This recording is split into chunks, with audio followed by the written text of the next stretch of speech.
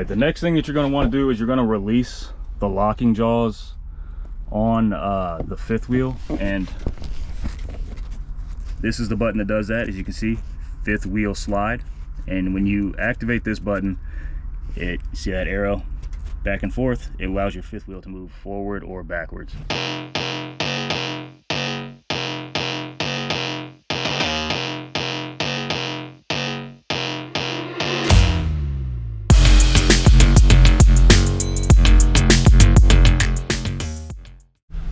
What's up, guys? It's Erudite Trucker back with another video, and it is a slow day here. I'm actually waiting for dispatch because it's the day before a holiday, and when it's like that, the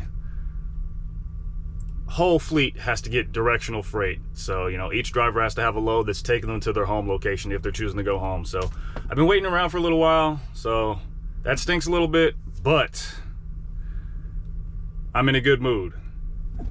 Let me tell you guys why. Or let me show you, rather.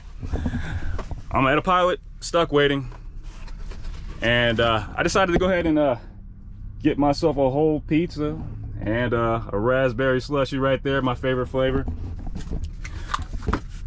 And as I said, that's got me in a good mood. So I want to relay some information to you guys. Something useful, doesn't have anything to do with the junk food I'm about to go ahead and pollute my stomach with. But I want to show you guys something that I don't really hear any drivers ever talking about. You know, I haven't seen any YouTube videos about it, so I figured I'd make one for the guys who don't know. I want to show you guys how to properly slide your fifth wheel on your tractor, and the reason for doing that is for weight distribution. And I actually had a situation where I had to slide my fifth wheel about a week ago, and I haven't had to do that in over a year, and I kept the weight scale tickets from doing that. I didn't get an overweight scale ticket because I slid my fifth wheel ahead of time. And let's go ahead and get into it. It's very easy. When you're not used to doing it, it can seem very daunting, but if you do it the right way with the right setup, you'll have zero problems.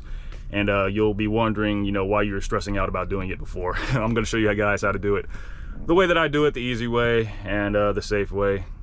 Let's go ahead and get into it. All right, guys, as I said, this video is about sliding the fifth wheel on your tractor and why you may need to do that depending on what you're hauling and where you're going with it, your weight distribution that you're going to need to be legal out there on the roads. So let me start this off with the basics, show you guys what the fifth wheel is, where it is, assuming that you guys are all completely new to this, or you're beginners, or you're just interested in finding out how much I may or may not know about this. So this is your fifth wheel right here. It's not an actual wheel like something that goes on tires, but it's round and it's shaped like a wheel, and it's where your tractor connects itself to the kingpin on your trailer and it locks it up. But also, aside from that, when you make your turns or you're going around bends, you know, your trailer doesn't stay in one straight line piece. This part pivots around, you know, whatever direction you're making your turn in. So that's why that grease is up there, but that's not necessarily important to the points that I'm trying to make in this video. But as you can see, your tires right here and the fifth wheel right there. Your lever that you would pull to release the locking jaws from your kingpin and move along as you need to. But the story behind this that inspired me to make this video was actually from a load that I pulled last week that was coming out of somewhere in Indiana. I can't remember exactly where. It was a load of shingles. And I took a few pictures of that load so I can show you guys what I was dealing with and why I ended up needing to slide my fifth wheel. Let me go ahead and show you guys some of the pictures before I go too far into it. All right, guys, I'm showing you these pictures that are off of my phone because I wasn't doing any recording for this, obviously, in real time when the situation was going on, because it was later on in the day and I was annoyed by what was happening. So I was focused on fixing the problem versus you know, setting up a video. But I figured I would be able to make an interesting video for this at a later time, which is why I preserved the pictures and my scale tickets so that I could give you guys examples of what I went through and how I worked my way through it. But as you can see, here's a load of shingles that I picked up, and let me show you. Here it is from a farther angle. And here's part of the problem with it that I didn't realize at the time when I got loaded. This is the rear of the trailer here. And hold on, I jumped the gun a little bit. Here's the front. And as you can see, when I first got loaded, I got onto the shipper scale, and I was heavy. I was like right over 80,000 pounds, so 80,000 and like 100 pounds or something like that. So that was a little close for me, and they said they could take some of the excuse me, some of the shingles off. They ended up taking off one pallet, and I went through the scale again, and I came across as 76,000 and some change, and I was like, okay, that's perfect, that's fine. I've got room to add some fuel if I need to, and I'm legal weight. Now the thing a couple of things that you need to be wary of when that happens is for one, shippers scales are not going to be certified and guaranteed to be calibrated accurately, which for this one that wasn't necessarily a problem. But you always want to go to a cat scale like the one that you see over there conveniently. But you want to go to a cat scale and get an accurate weight.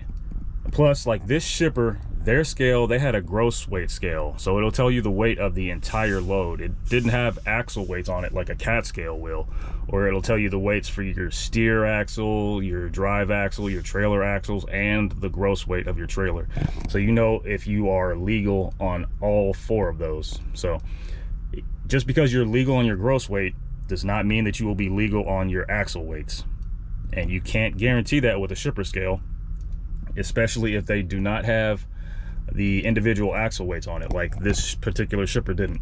So I got the axle weight, and I drove to the very first truck stop that was closest to me, which unfortunately was, you know, about an hour and a half away in any direction, you know, from the shipper that I picked this load up at. And I got on the scale, and unfortunately I was overweight on my drive axles for this load, and that's because if you can see here, right around here, they loaded me a little too far to the front with the first set of pallets. And let me show you actually on the outside of the truck where they put me up.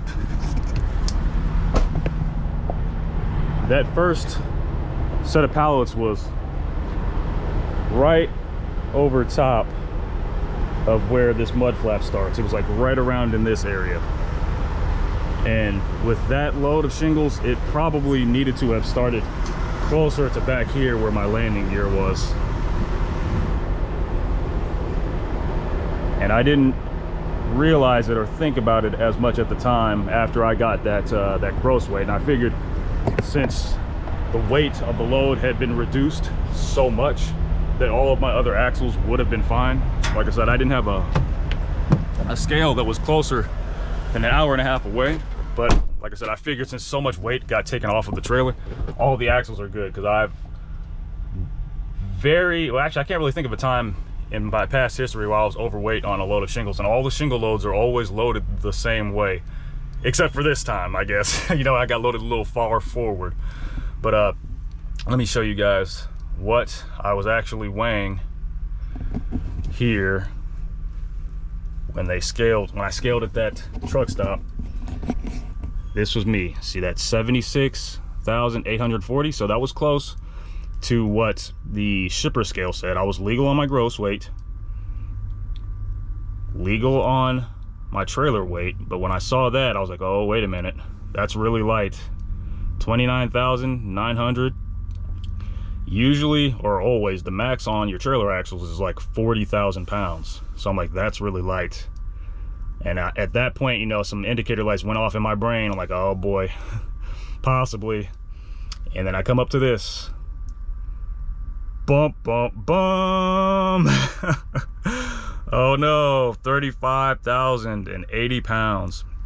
So I was about 1,080 pounds overweight on my drive axles. Like I said, the max is 34,000 even. And my steer axles, they were fine. So it was that one set of pallets, and let's go back to that picture there. Hold on.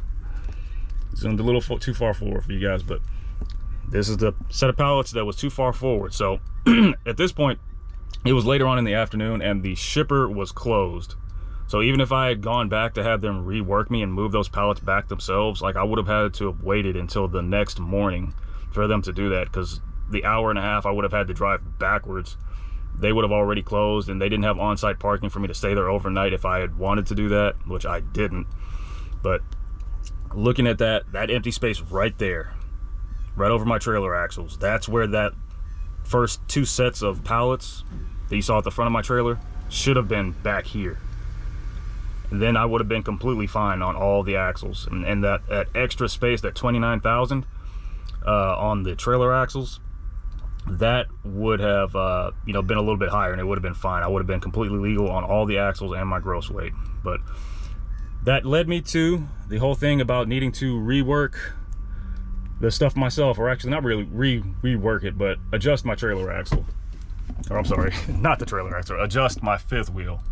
And I'll show you guys the process that I went through to get that taken care of, and what I did. So the first thing you want to do is always get a proper cat scale weight on your load, like you see over there. Go to a Pilot or a TA or a Petro, anywhere, any truck stop.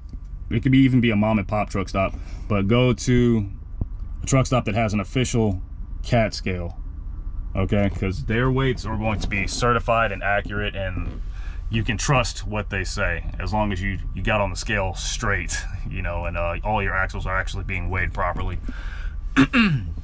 So when I did that and I saw I was overweight, I figured, crud, first of all, crud, but I figured I was not so far overweight that I wouldn't be able to redistribute some of the weight.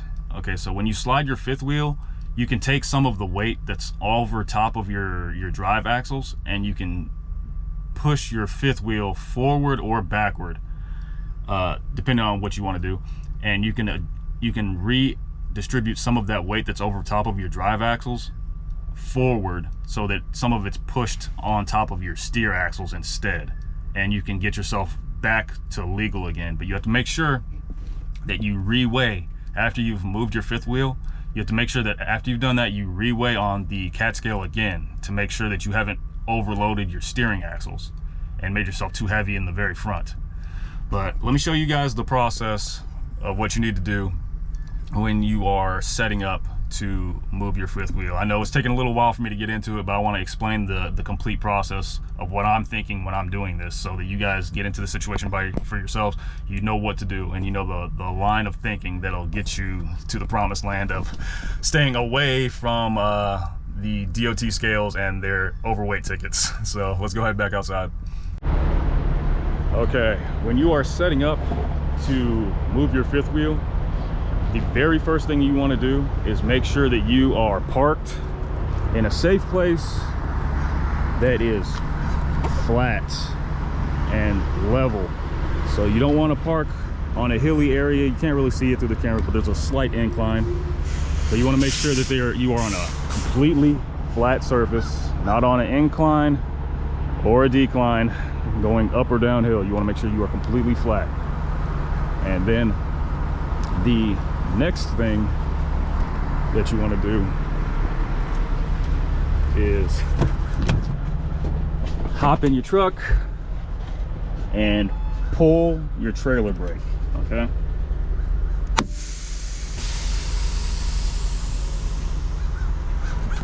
And that is because you're going to be pulling against your trailer when you get to this step, or a later on step, and you want to make sure that your trailer stays in one spot and you're not pulling the trailer forward with you when you're trying to slide the fifth wheel around, okay?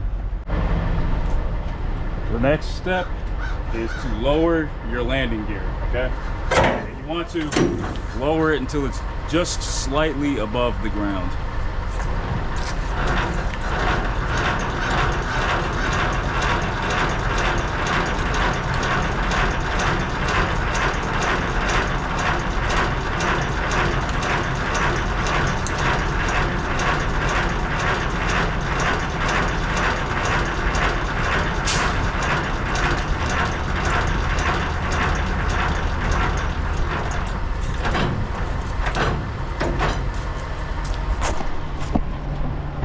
See how I lowered mine down.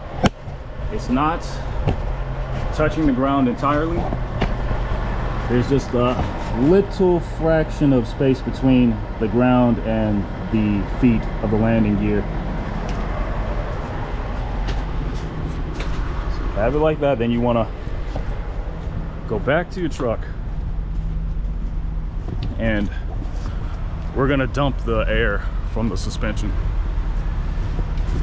And that will lower the trailer the rest of the way to the ground and also make it so that your trailer is not elevated at all. You have straight the trailer directly down on the ground, and your the fifth wheel doesn't really have any doesn't have too much tension pressing down on it from the weight of the trailer.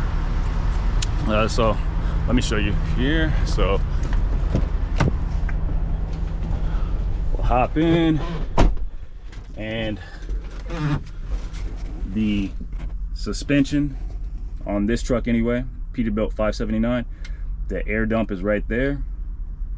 So we'll hit that switch, but for that to work we have to put the power on in the car, not the car but the truck. So we're not turning the engine on, we're just turning on the electricity.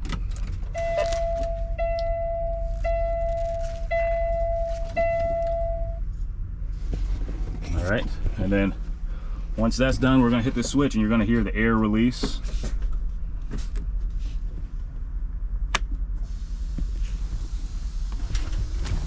I don't know if you guys can hear that through here, but the air is dumping out. You want to give that a few seconds to make sure it lets all the air free. And let me see if I can catch it in real time when it's happening. We're gonna go out here and you'll see the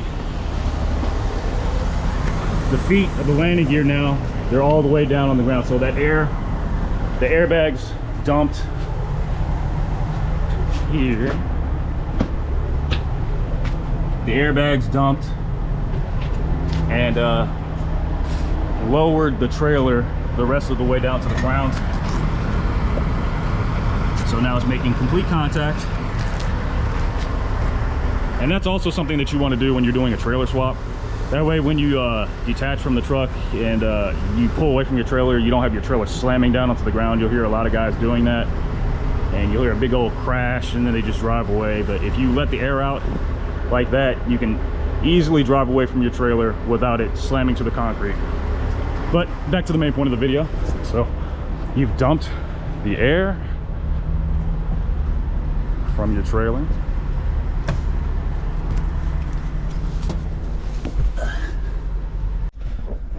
All right, the next thing that you're going to want to do is you're going to release the locking jaws on the fifth wheel, and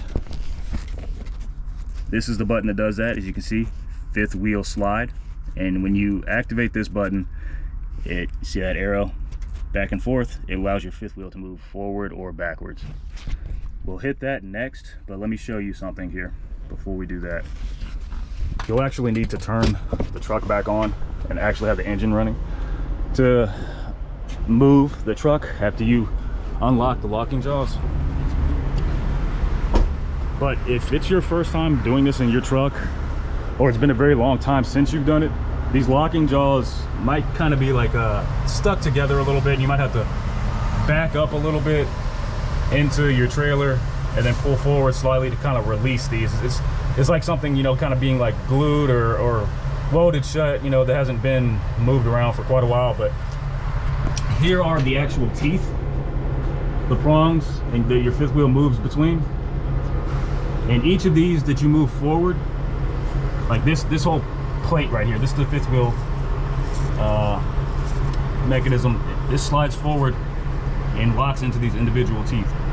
And each one or each set forward you move, that'll distribute some of the weight that's on your drive axles up forward to your steering axle up there. But it has a couple of fail safes in it.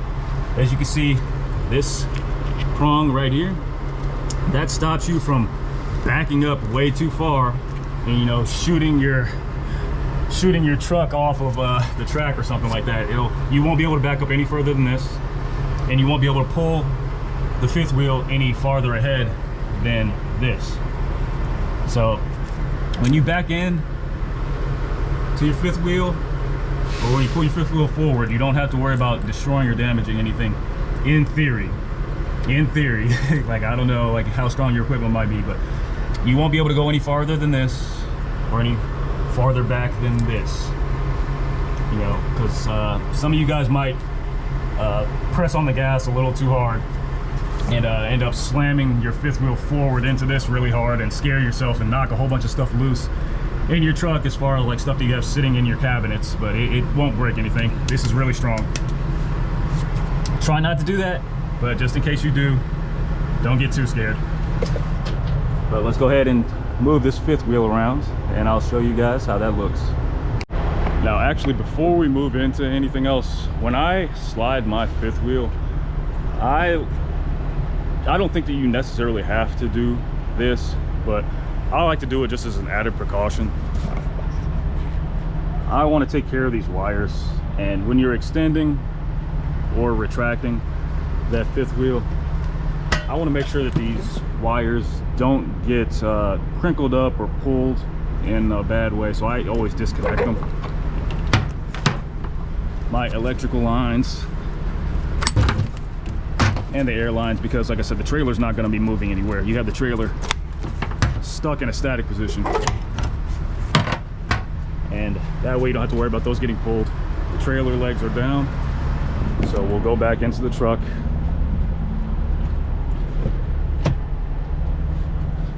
And we'll go ahead and turn the engine on this time.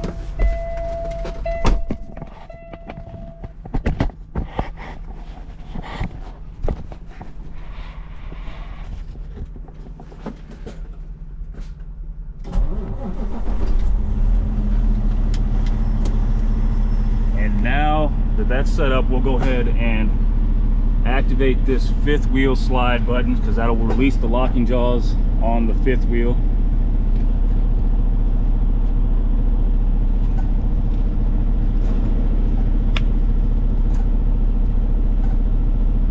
All right, give that just a second. Doesn't take very long. You give it a second, and now that's free. So what you're going to want to do, because like I said, your locking jaws may be kind of stuck together if they haven't been used in a while. So what I always do, I put the truck into reverse and I back up a little bit to see if I can kind of loosen up that weld in case it's been stuck together for too long. You back up a little bit, then pull forward slightly, back up a little bit, almost like you're rocking it. You're rocking the fifth wheel to make sure it's loose and you can do what you need to do. So let me go ahead and do that, and be very light-footed. Don't gun it. It doesn't take that much pressure, just a little bit.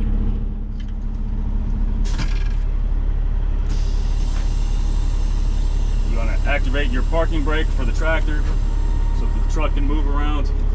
Back up just a little bit of gas, so you should feel yourself backing into the trailer. And mine is loose, so I don't have any trouble doing this since I just did it a week ago. You back up a little bit, pull forward a little bit to see where you are, and then go back to neutral, hit your parking brake. Make sure that brake is set before you get back out of the truck.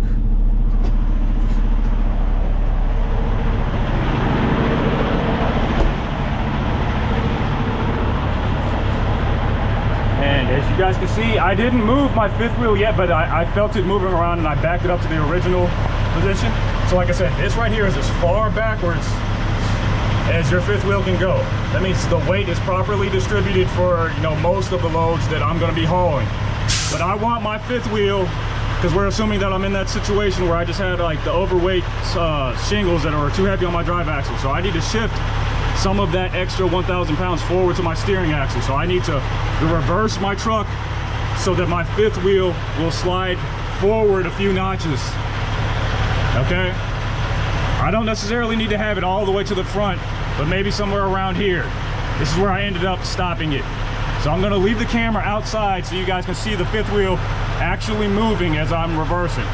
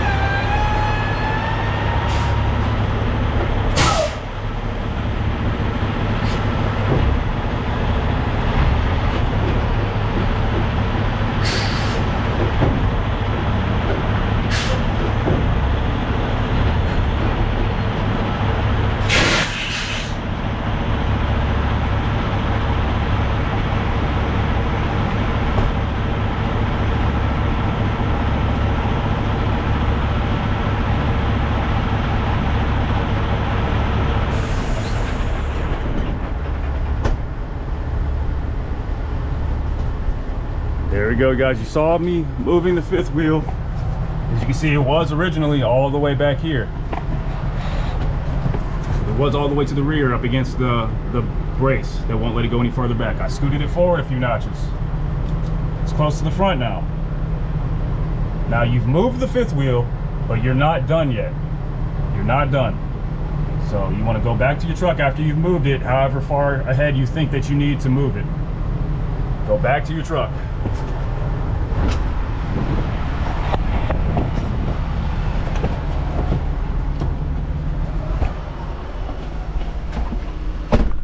All right, now that we have the fifth wheel moved forward a little bit, far enough that we think will be legal on our drive axles, you're going to need to lock that fifth wheel in place where we have it. So to do that, you're going to need to turn your truck back on, turn on the electricity.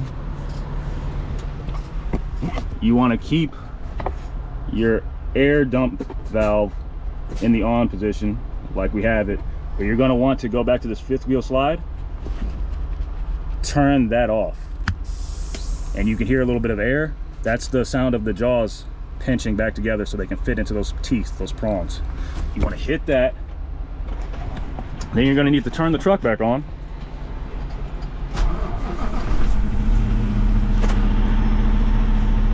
Turn the truck back on, and you're going to need to reverse.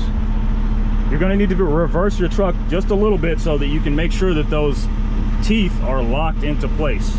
You don't want to just drive away or do anything else. You want to back up a little bit, so just in case that they're off center a little bit, say the teeth are, here's the teeth, one of the prong teeth, and here's the locking jaws for pinning them. Imagine that's what it looks like.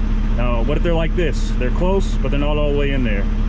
You want to reverse so that make sure that that tooth fits in the locking jaw prong. That's the reason. You want to reverse and then back up, or back up and then pull forward a little bit, rock it back and forth to make sure that that trailer and the fifth wheel prongs are locked into those teeth. So we're going to go ahead and do that. We're going to hit our parking brake, and then we're going to get into reverse, back up a little bit, and make sure that we're where we need to be.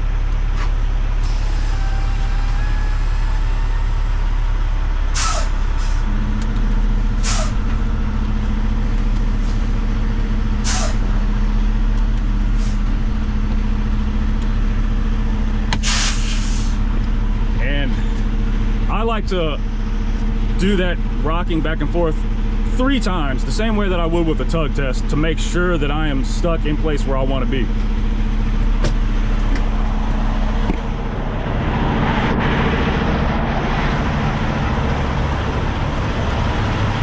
And we are set. We're stuck in between the prongs, right way where you can see those locking teeth are in between the prongs. You can't see it from here, of course, but we are where we need to be.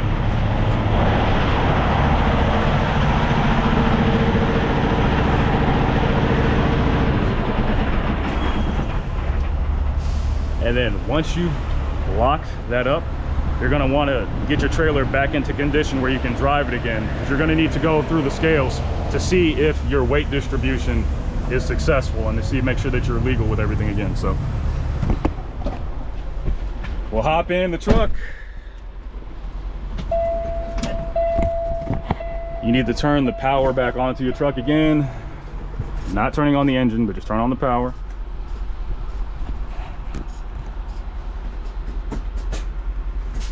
And then you're going to want to go ahead and deactivate this air dump suspension, okay? And then you're going to turn your truck back on so that you can re-inflate those airbags. So you're going to want to go back out there and reconnect your air lines again.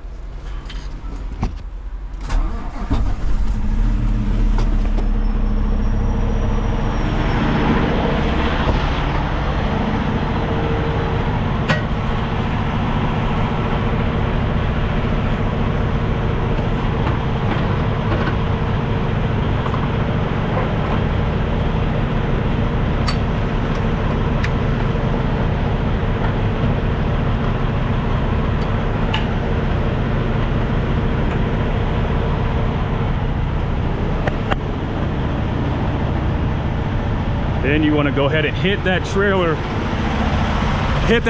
airline so the air can start filling your trailer back up again.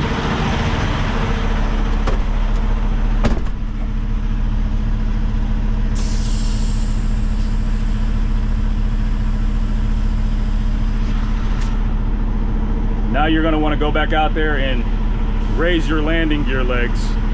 Now before I get started raising these landing gear legs back up, as you can see, when I turned on the air suspension, or I turned it back off, and I started reinflating the trailer air, it lifted these landing gear legs back up off the ground the way that I had them before I turned it off.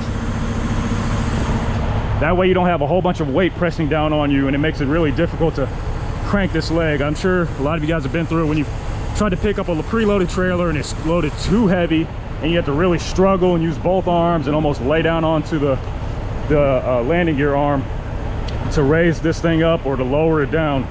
It's a nightmare, but doing that little trick will save you some effort.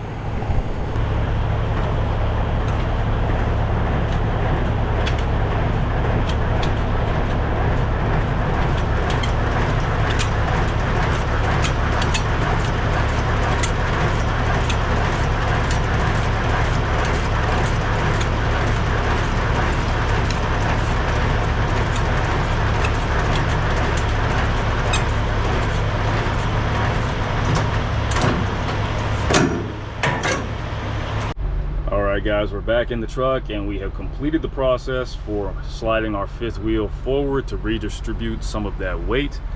So back to my story for what I did in my situation.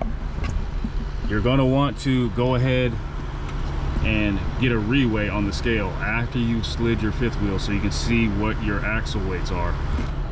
So in my story, this was the weight that I had, excuse me, the original weight that I had after I got loaded and got a CAT scale weight at the shipper. Now, after I did that process that I just showed you guys for sliding my fifth wheel forward a little bit, I went and reweighed the load, and this is what I had. So you see that it was what, 35,080 pounds on my drive axles. That's the only one that was an illegal weight. That was too heavy. Everything else, my steer axle, the max can be 13,200. Drive axle max is 34,000. Trailer max is 40,000. And overall, your gross, the max is 80,000. So you got to make sure that all of those numbers are all under the legal weight, at or under the legal weight. So after I did mine, I went and got the reweigh at the CAT scale, which is why I highly suggest you go to a truck stop that has a CAT scale so you can do this, because you're going to need to do it more than once. I went and got my reweigh, and you can see the weight moved forward from that 11,860 that was on the steer axles. It redistributed some of that weight, and now it's 12,520, which is still legal for the steer axle.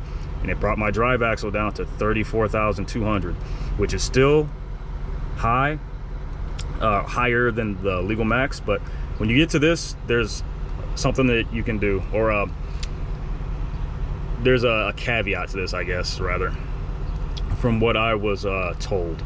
Now, this 200 pounds, if that's fuel, that'll burn off in no time, and that'll put me below the 34,000 max. But when I moved my fifth wheel, I still had like 1 or 2 notches that I could still move forward. So technically I could try to move forward another notch, and that's going to take that 200 pounds and put it up here to my steer axle.